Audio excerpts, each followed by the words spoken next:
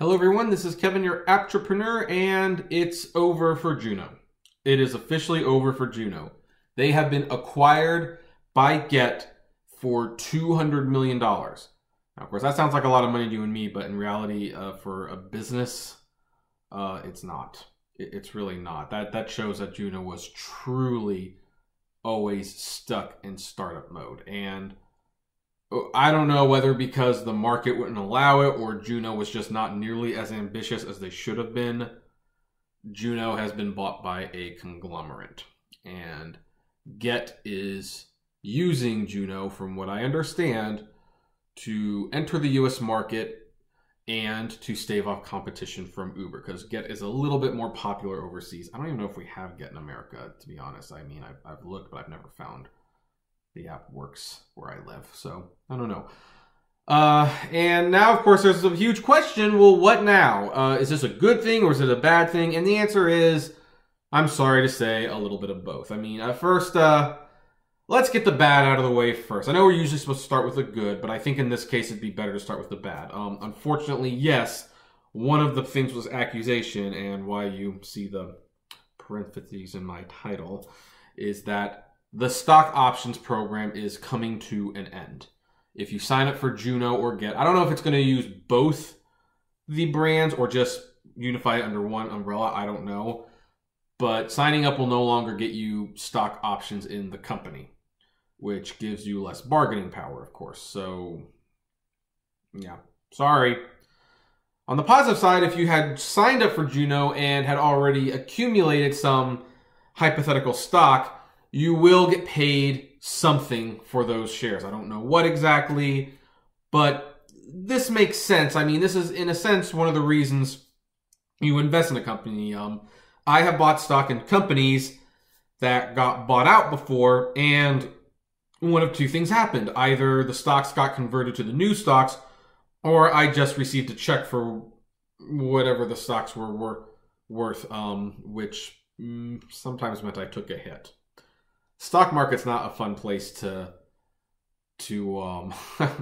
be in, folks. I could give you advice on how to, play the stock market. I have advice I could certainly tell you, but seriously, there's so many more less stressful ways to make money, and really, I keep thinking I should just get out of the stock market myself, but So if you did have investments in Juno, you will be getting a payout, so that's a positive thing.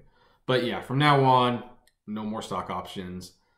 But, they have promised there will be bonuses based on how much you drive, which is pretty much similar to what Uber and Lyft do. Hopefully those bonuses will reward the loyalists before it rewards the people who aren't loyalists like what Uber does. But now for the good. And this is where I believe we could be in for a good thing. This will provide some new competition, not only for Uber, but for Lyft. And competition is a good thing. Now, I don't know exactly what Gett and Juno's pricing is going to be when they start expanding, because I assume they're going to expand. But right now, all they take is, I think, 10%. If it's not 10%, it's 15%. But the bottom line is, it's less than 20% they take out of your earnings, and most Uber and Lyft markets will take away 25%. So that is a huge deal. That means you keep more money in your pocket, and they would be foolish to change this, because they can use that to get more drivers to their side.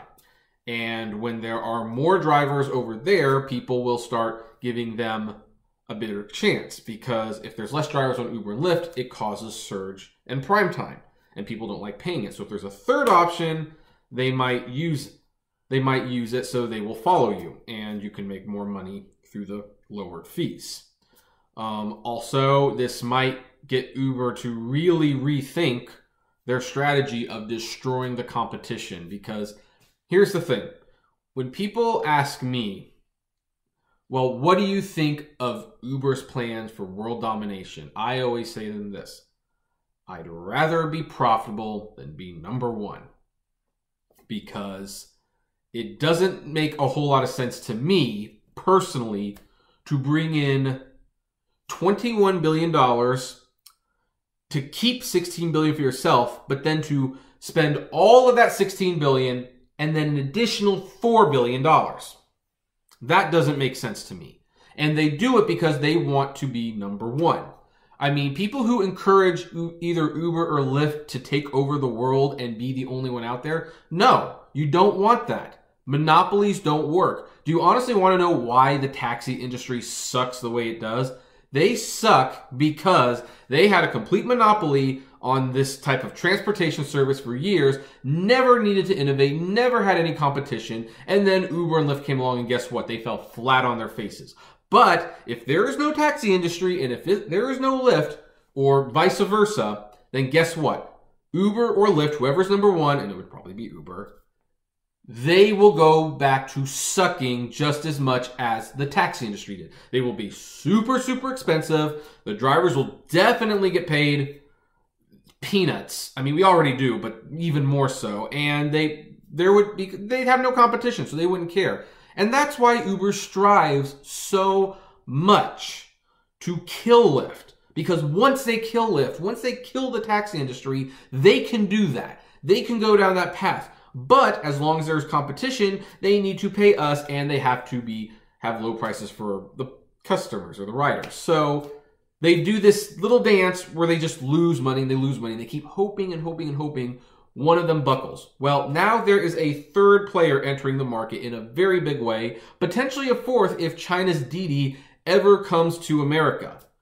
Once more competition starts coming in, Uber is going to wake up and they're going to realize they can't outspend them all. They cannot outspend them all. You want to know one of the reasons Lyft is still popular? They're still in the game is because there are times they've made money. There are times that they've lost money too, and they've lost their fair share amount of money. But there have been months where, hey, they turned a profit. And when you make money, you can fight against the competition. Uber has never made money. They have never profited. And worse, their losses look like they're just going to mount. And as losses mount and new competition comes in, it's going to get to the point where Uber's like, you know what? We can't kill them. We cannot kill them. We need to start finding a way to make money. Not only do we need to find a way to make money, but with competition coming in, treating the drivers better, they have to start treating the drivers better to keep them. I mean, that statistic that I made, one of the videos, that 4%, they can only keep 4% of their drivers. That is so not good. I mean, people aren't going to be signing up for Uber forever. They will not. It's not humanly possible for them to keep all these people signing up. All it's going to take is for one bad month for there to not be enough people signing up for Uber to match the people who are leaving Uber, and Uber is going to have to do something drastic. And having a third competitor come in might just be that drastic change we need. Now, you guys might be asking me, Kevin, or App, why do you care if Uber succeeds? Frankly, I don't. I think there's enough competition where I could live without Uber. But at the moment, for better or worse, Uber controls the price. Uber controls the rates. If Uber lowers their prices, everyone else follows suit because Uber's the big one. So, and if Uber wants to improve as a company to where driving for them is profitable and fun again, I'm all for it. And maybe it takes another company to do that. I just want there is a balance here. There is a balance to having a business that a product that people want to use, and you can have that product, have the demand there, and have it at a price that is neither too expensive, that people can't use it, but it doesn't pay dirt cheap the way it currently does now. And you know what? Maybe you can even find that balance, and if you find it, you can get rid of the surge while you're at it. I think the surge is a necessary evil. I will make a video about why, if anyone wants to know what my thoughts on that are, but there's a balance there somewhere. And not only is Gett coming around, but Tried is expanding. They haven't come to my area yet, but then there'll be 4 options. And once you have more options, then the customers have more choices and the drivers have more choices. And this is where the drivers become really important.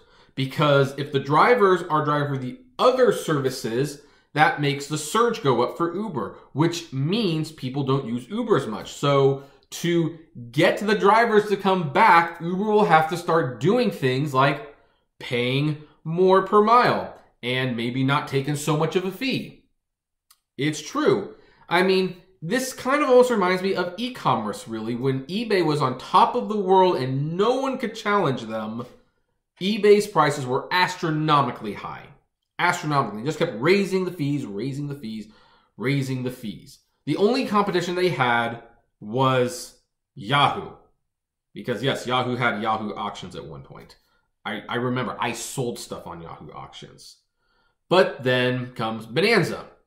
Then comes Etsy. Then comes iOffer and LetGo. And of course the big one, Amazon. They came along and eBay had to seriously change their tactics on how they treated their sellers. Because as much as they had the philosophy that, hey, as long as there's people willing to buy stuff, there'll be people willing to sell stuff. That's true. But you know what? If the people decide to sell that stuff somewhere else, people would go where the merchandise was. And that's potentially what we see happening here.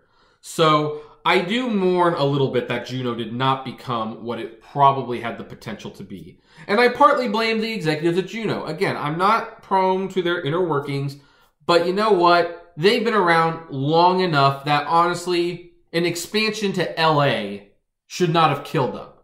That would not have been impossible.